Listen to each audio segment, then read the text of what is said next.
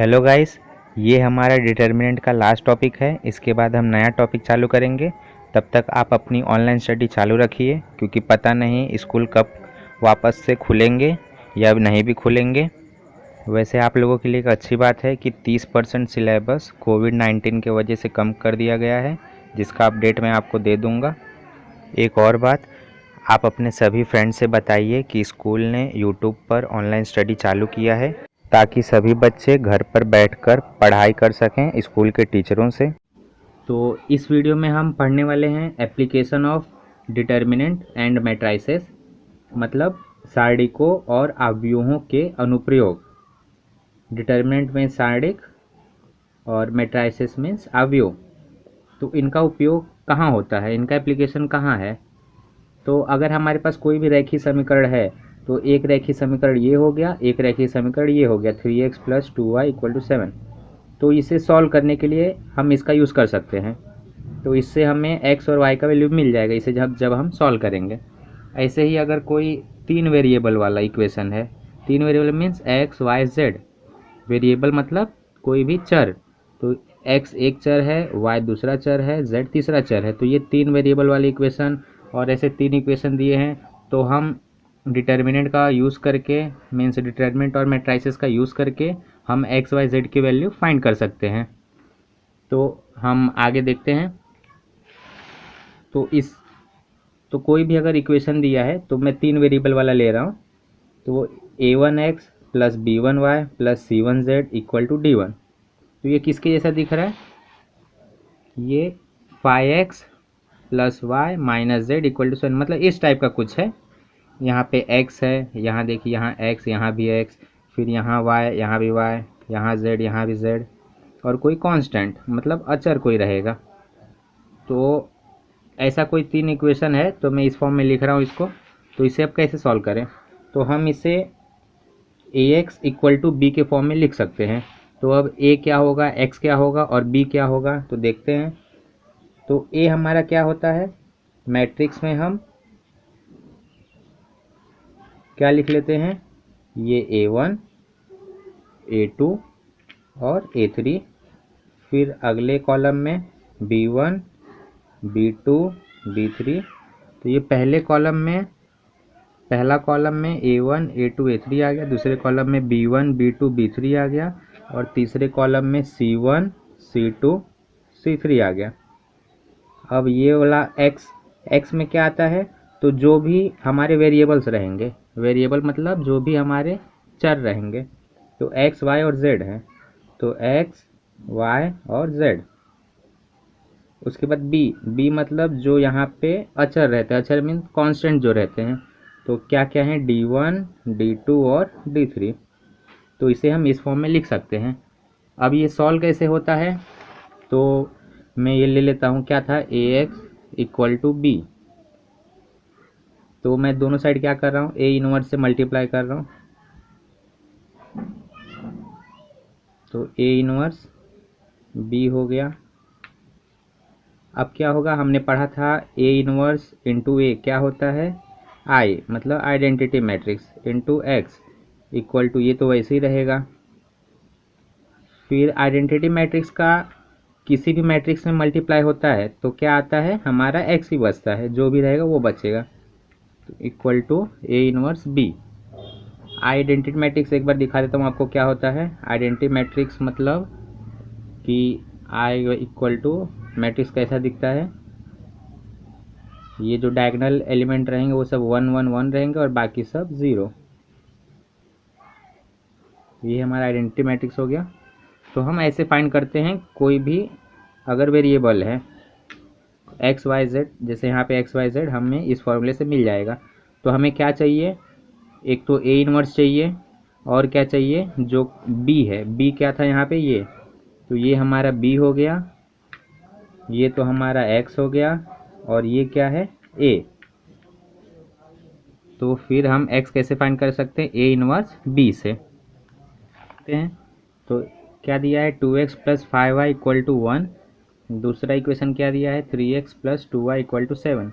तो इसे हम क्या बोलते हैं, रेखीय समीकरण, क्योंकि इस पे जो हमारे वेरिएबल्स हैं, वेरिएबल मतलब चर, इसका पावर क्या है 1, और y का भी पावर क्या है 1, और ये भी एक रेखीय समीकरण है क्योंकि इसका भी घात 1 है, इसका भी घात 1 है। तो इसे हमें ये प्रश्न दिया है, बोला है कि समीकरण निकाय को हल कीजिए। समीकरण निकाय में सिस्टम ऑफ इक्वेशन को हल कीजिए। इसका हल करना मतलब क्या हुआ, x और y का वैल्यू फाइंड करना है। तो पहले तो हमें इससे ax इक्वल टू बी के फॉर्म में लिखेंगे। तो हमारा a क्या हो जाएगा, a क्या होता था हमारा, ये जो रहता है इसे और इसे हम लिख लेते हैं कॉलम वाइज। तो 2 और 3 हो गया, 5 और 2 हो गया। उसके बाद हमारा x क्या होता है, x हमारा जो भी वेरिएबल्स रहते हैं, जो भी चर रहते हैं उसे हम लिख लेते हैं। फिर b क्या होता है हमारा, जो ये अचर रहता है कांस्टेंट, उसे लिख लेते हैं। तो 1 और 7, तो ये a हो गया, ये x हो गया और ये b हो गया। तो फॉर्मूला क्या पढ़े थे हम लोग, x equal to a inverse b, ये हमारा फॉर्मूला था। तो हमें क्या करना है, a इनवर्स फाइंड करना है।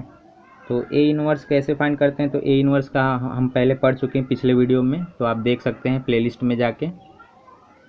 तो a इनवर्स कैसे फाइंड करते हैं, फॉर्मूला क्या होता है 1/a का डिटर्मिनेंट फिर एडजॉइंट ऑफ a। तो ये हमारा फॉर्मूला होता है। तो पहले तो डिटर्मिनेंट ऑफ a फाइंड करना पड़ेगा। तो डिटर्मिनेंट ऑफ a यहाँ पे 0 नहीं आना चाहिए। तो अगर ये 0 आ गया तो ये एग्जिस्ट नहीं होगा। तो a का डिटर्मिनेंट क्या होगा फाइंड कर लेते हैं। तो डिटर्मिनेंट ऑफ a क्या होगा, ये इसको 2 3 5 2, तो ये मैट्रिक्स में था, ये मैट्रिक्स था तो इसलिए मैट्रिक्स वाला साइन ऐसा था, स्क्वायर ब्रैकेट। डिटर्मिनेंट फाइंड करेंगे तो स्ट्रेट लाइन यूज़ करते हैं। तो कैसे फाइंड करते हैं डिटर्मिनेंट, इसका मल्टीप्लाई इसके साथ, 2 × 2 4 माइनस इसका मल्टीप्लाई इसके साथ, तो ये 15 हो गया। कितना आ गया, ये -11, तो जो कि 0 के बराबर नहीं है। तो इसलिए हमारा a इनवर्स एग्जिस्ट करेगा। तो अभी हमें डिटर्मिनेंट ऑफ a मिल गया। अब हमें एडजॉइंट ऑफ a फाइंड करना है। तो एडजॉइंट ऑफ a, तो अब हमें एडजॉइंट ऑफ a फाइंड करना है। तो एडजॉइंट ऑफ a क्या होता है, कैसे फाइंड करते हैं। तो 2 × 2 का हमने शॉर्टकट सीखा था। तो अगर कोई मैट्रिक्स है 2 3 5 2, इसका एडजॉइंट फाइंड करना है। तो क्या करते हैं हम, एडजॉइंट ऑफ a, तो हम क्या करते हैं, इसको एक्सचेंज कर देते हैं, इंटरचेंज। तो ये 2 यहाँ, ये 2 यहाँ, उसके बाद इनका साइन चेंज कर देते हैं। तो ये 3 है तो -3 हो जाएगा, ये 5 है तो -5 हो जाएगा। तो हमें एडजॉइंट ऑफ a मिल गया, a इनवर्स मिल गया, एडजॉइंट ऑफ a मिल गया और ये डिटर्मिनेंट ऑफ a मिल गया। तो a इनवर्स हमारा आ जाएगा। तो ये 2 - 3 मैं यहाँ पे लिख लेता हूँ। तो a इनवर्स इक्वल टू क्या हो जाएगा, 1/-11, क्योंकि ये -11 आया तो फॉर्मूला हमारा क्या है, 1/ डिटर्मिनेंट ऑफ a। तो ये 1/-11 लिख दिया। उसके बाद क्या आता है, एडजॉइंट ऑफ a। तो एडजॉइंट क्या फाइंड किया हमने, ये, तो ये कितना है, 2 -3 -5 2। उसके बाद क्या आता है, x का मेन फार्मूला क्या था, a इनवर्स। तो हमने a इनवर्स लिख लिया, a इनवर्स हमारा ये हो गया, आ गया। अब x का फॉर्मूला मैं यहाँ पे लिख लेता हूँ, x इक्वल टू क्या होता है, a इनवर्स b। तो a इनवर्स तो हमने फाइंड कर लिया। तो 1/-11 और 2 -3 -5 2, तो ये मेरा a इनवर्स हो गया, यहाँ से मैंने लिख लिया। अब b हमारा क्या था, 1 और 7, ऊपर हमने निकाला है, यहाँ b 1 और 7 आया था। तो इसे हम मल्टीप्लाई करेंगे। तो ये कैसा है, 2 × 2 ऑर्डर, 2 रो हैं और 2 कॉलम हैं। और ये क्या है, इसमें 2 रो हैं और 1 कॉलम है। तो 2 × 1, 2 रो 1 कॉलम। तो ये हमारा मैट्रिक्स मल्टीप्लिकेशन तभी होता है जब ये और ये सेम होते हैं। तो जब ये और ये सेम होते हैं तो जो हमारा मैट्रिक्स मल्टीप्लाई करने के बाद आता है वो कौन से ऑर्डर का रहता है, ये ऑर्डर का बचता है, मतलब 2 × 1 ऑर्डर का। तो मल्टीप्लाई कर लेते हैं।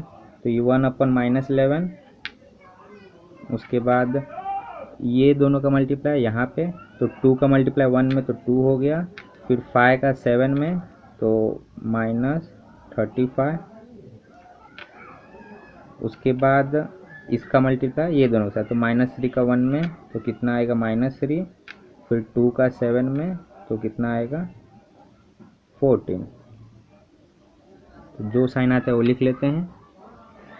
उसके बाद क्या होता है, x इक्वल टू हमारा क्या बचा 1/-11, तो 2 - 35 तो कितना हो गया 33 -33, और ये कितना हो गया माइनस, ये हो गया माइनस नहीं +11।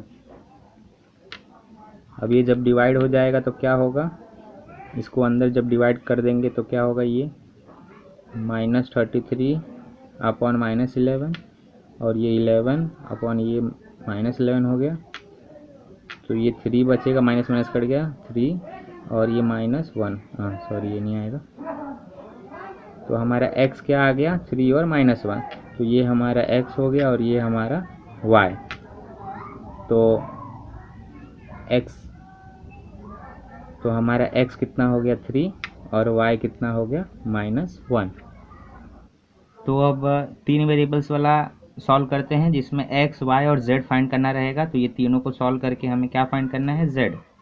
तो क्वेश्चन में क्या दिया रहेगा कि इसे हम क्या कहते हैं, समीकरण निकाय, मीन्स सिस्टम ऑफ इक्वेशंस। तो समीकरण निकाय को आव्यूह विधि से हल कीजिए। तो पहले हमें क्या करना है, इसे ax इक्वल टू b के फॉर्म में लिखना है। तो हमारा a क्या होगा, यहाँ पे a हमारा होगा ये जो x के कोएफिशिएंट्स रहते हैं, मतलब x के जो गुणांक रहते हैं वो लिख लेते हैं। तो 1, इसका है कुछ नहीं मतलब 1 और 3, फिर 5, फिर y का -2, और y के इधर कुछ नहीं मतलब 1, फिर y के यहाँ कुछ नहीं मतलब 3, y के यहाँ 3 है, वो 3 आ गया। अब z के कोएफिशिएंट्स, तो ये 3 हो गया, यहाँ पे -1 है और यहाँ पे 2 है। x क्या होता है, x हमारा जो भी वेरिएबल्स मतलब जो भी चर रहते हैं उसे लिखते हैं, x, y और z। b में क्या आता है हमारा, तो ये जो कांस्टेंट रहते हैं मतलब जो अचर रहते हैं, तो 11, 2 और 3। तो इसे ax इक्वल टू b के फॉर्म में लिखेंगे तो कैसा दिखेगा, ये 1 3 5 -2 1 3 3 -1 2, फिर x y z 11 2 और 3। तो फॉर्मूला क्या होता है, इससे क्या फॉर्मूला बना था, x equal to a inverse b। तो x फाइंड करना है तो हमें क्या चाहिए, a इनवर्स चाहिए, और b तो हमारे पास है, ये b हो गया ये। तो a इनवर्स फाइंड करना है, तो a इनवर्स क्या होता है, a इनवर्स का फॉर्मूला क्या होता है, determinant of a into adjoint of a। तो पहले डिटर्मिनेंट ऑफ a फाइंड करते हैं। तो डिटर्मिनेंट ऑफ a 1 3 5, उसके बाद -2 1 और 3, फिर 3 -1 2। तो ये पहला वाला हम वैसे ही लिखते हैं। उसके बाद ये वाला रो और ये वाला कॉलम डिलीट हो जाता है, तो 1 का इसमें साथ 2, फिर 3 का -1 के साथ, तो वो -3 और बीच में माइनस साइन पहले से आता है, फिर माइनस साइन लेते हैं हम लोग, फिर ये एलिमेंट, तो ये -2 है। उसके बाद ये वाला कॉलम और ये वाला रो डिलीट हो जाएगा, तो क्या बचेगा, इसका इसके साथ मल्टीप्लाई होगा तो 6, फिर -5 का 1 के साथ होगा, तो ये -5 हो जाएगा। उसके बाद लास्ट वाला तो +3,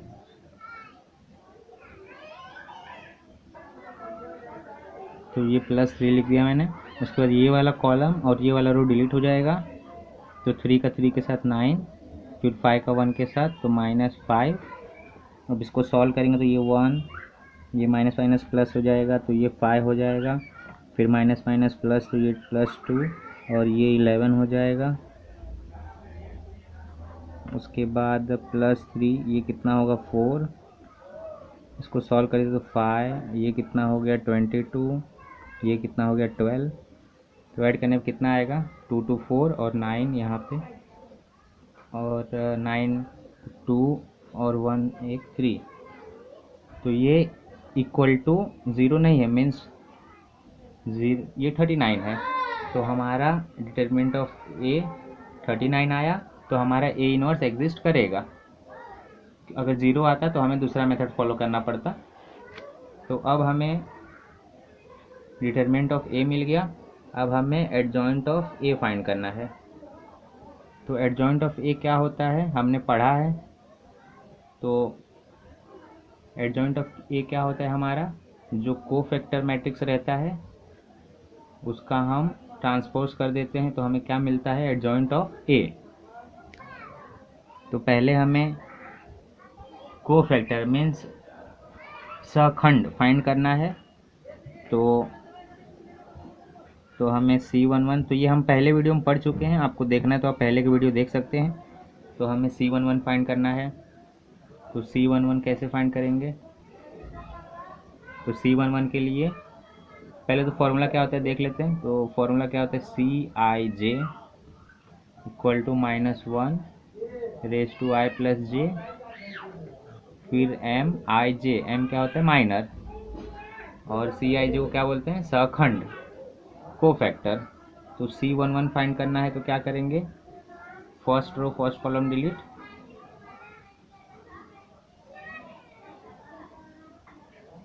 तो C11 फाइंड करना है, तो क्या होता है -1 i प्लस जे, i कितना है 1, j कितना है 1, तो ये 1 + 1 हो गया।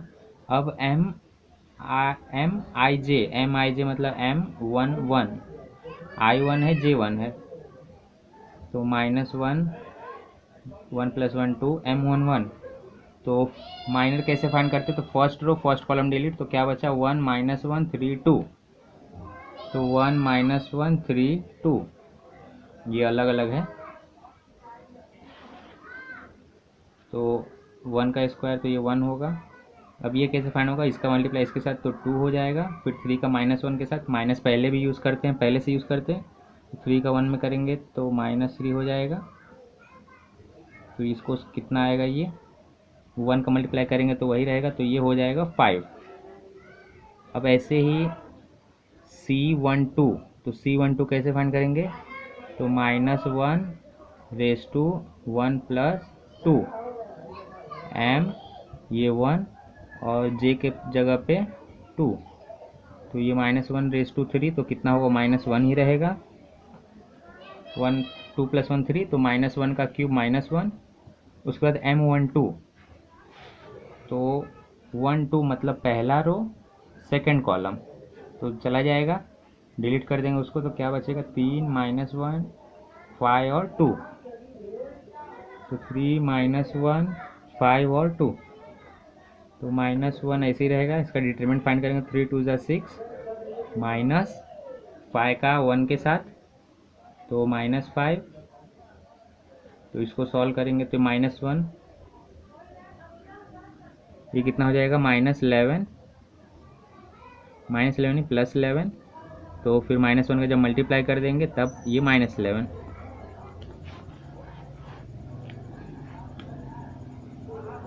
तो वीडियो में दिखा नहीं तो वापस बता देता हूँ। तो C12 कैसे फाइंड करेंगे, -1 रेज टू 1 + 2, तो ये i हो गया, ये j हो गया, तो i1 है j2 है, तो 1 + 2। उसके बाद माइनर 1 m12, तो m12 कैसे फाइंड करते हैं, तो फर्स्ट रो सेकेंड कॉलम गया, तो क्या बचा 3 -1 5 और 2, तो मैंने लिख लिया 3 -1 5 और 2, तो -1 ऐसे ही हो गया। फिर 3 का मल्टीप्लाई 2 में 6 हो गया, माइनस यूज़ करते हैं। फिर 5 का मल्टीप्लाई -1 में, तो -5 हो गया। उसके बाद -1, फिर ये 6 और 5 11, तो -11 हो गया।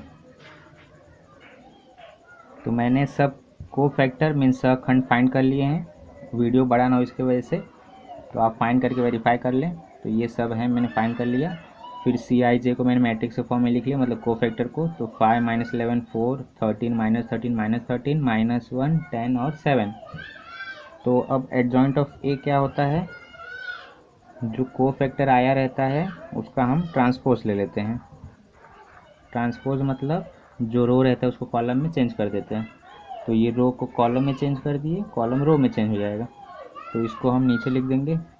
तो 5 - 11 4, तो इसको हमने ऐसे लिख दिया। फिर 13 - 13 - 13, 13 - 13 - 13 -1 10 और 7, इसको ऐसे लिख दिया। तो हमारा ए इनवर्स का फॉर्मूला क्या था, 1 determinant of A into adjoint of A. तो हमें एडजॉइंट मिल गया और डिटरमिनेंट हम फाइंड कर चुके हैं, 39 आया था। तो अब हम वैल्यू रख देंगे। तो 1/39 और एडजॉइंट ऑफ ए कितना है, 5 13 -1 -11 -13 10 4 -13 और 7।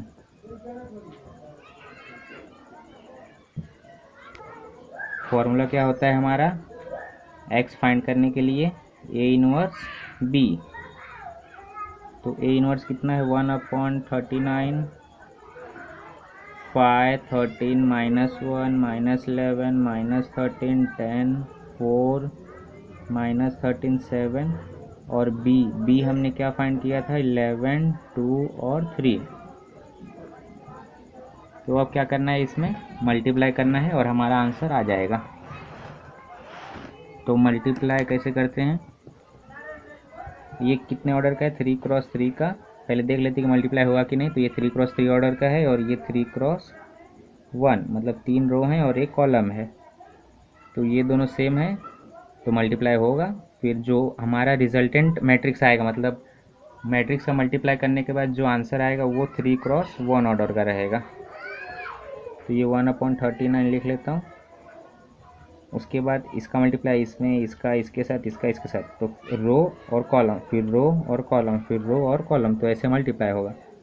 तो 5 का 11 के साथ तो 55, फिर 13 का 2 में 26, -1 का 3 में तो 3, उसके बाद -11 का इसमें तो -121, फिर -26, फिर 10 का 3 में तो 30, फिर 4 का 11 में तो 44, -26, फिर 7 का 3 में तो +21।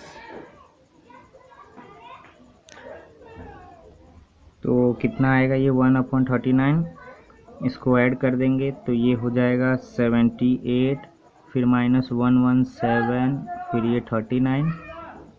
उसके बाद ये डिवाइड में है तो ये सबके साथ डिवाइड हो जाएगा, 78/39, फिर 117/39, फिर 39/39। तो जब डिवाइड हो जाएगा तो क्या बचेगा हमारा, 2 -3 और 1। तो ये हमारा x, ये हमारा y और ये हमारा z। तो x = 2, y = -3 और z = 1।